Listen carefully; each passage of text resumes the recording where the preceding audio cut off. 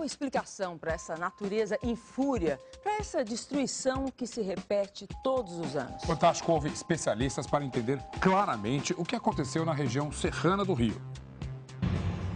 Região Serrana do Rio, 1981. Gente morta em quantidade lá. Será que não se pode prever, fazer alguma coisa para evitar isso? Região Serrana do Rio, janeiro de 2011. 30 anos depois, as perguntas são iguais. Por que tragédias como esta acontecem? Por que não se consegue prevenir tantos danos? Será culpa do clima? Está chovendo mais que o normal? Não é o que diz a meteorologia. As chuvas estão dentro do normal, dentro da média para o período de janeiro. De acordo com o Instituto Nacional de Pesquisas Espaciais, as tempestades na região de Teresópolis, Nova Friburgo e Petrópolis fazem parte de um fenômeno que acontece todos os verões. É a chamada Zona de Convergência do Atlântico Sul.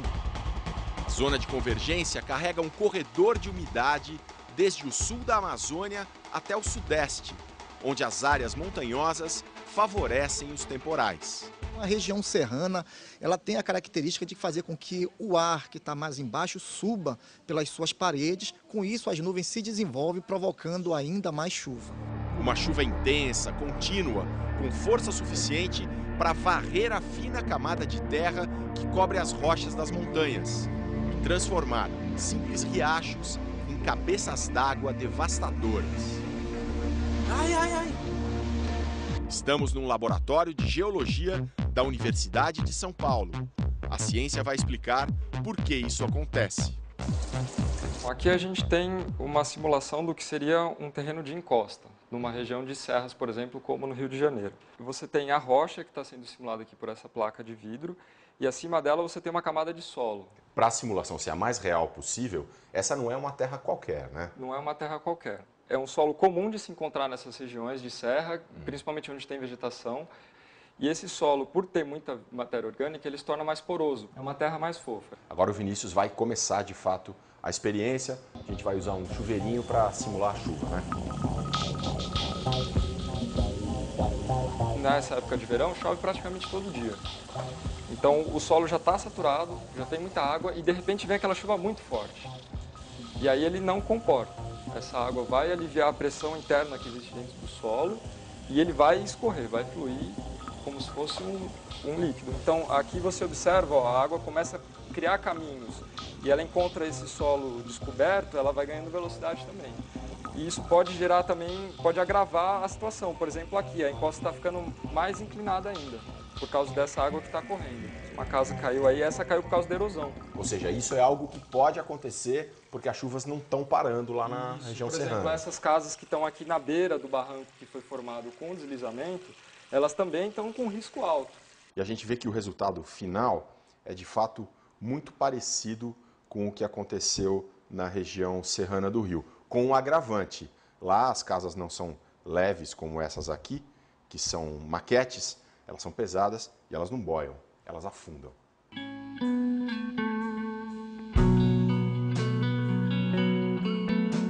O deslizamento ele ocorre, a gente sabe os fatores.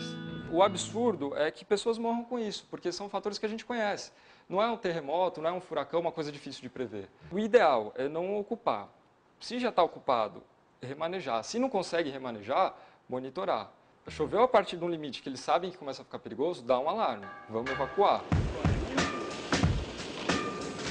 Estamos em Cubatão, a 45 quilômetros de São Paulo. A cidade cresceu junto à Serra do Mar, a mesma cadeia de montanhas onde ficam os municípios do Rio devastados pelas chuvas.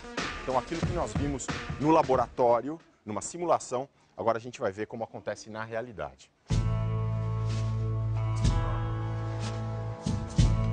Aqui as vertentes, as encostas são de alta inclinação, de grande inclinação. E já em si traz uma instabilidade muito grande. Os escorregamentos são parte integrante e natural da Serra do Mar. A Serra do Mar não precisa do homem para ter seus escorregamentos. Certo. A ação do homem mexendo com essas áreas tão instáveis, desmatando, cortando, fazendo aterros, lixões, fossas de infiltração, potencializa toda essa instabilidade. E pela presença humana torna essa instabilidade trágica. né? Porque um escorregamento ou vários escorregamentos têm, infelizmente, a propriedade de soterrar pessoas. Essas casas, elas praticamente ficam penduradas na encosta. Você imagina, quer dizer, todo o esgotamento de água, de drenagem de água de chuva, saturando esse solo, a possibilidade enorme de ocorrer escorregamento.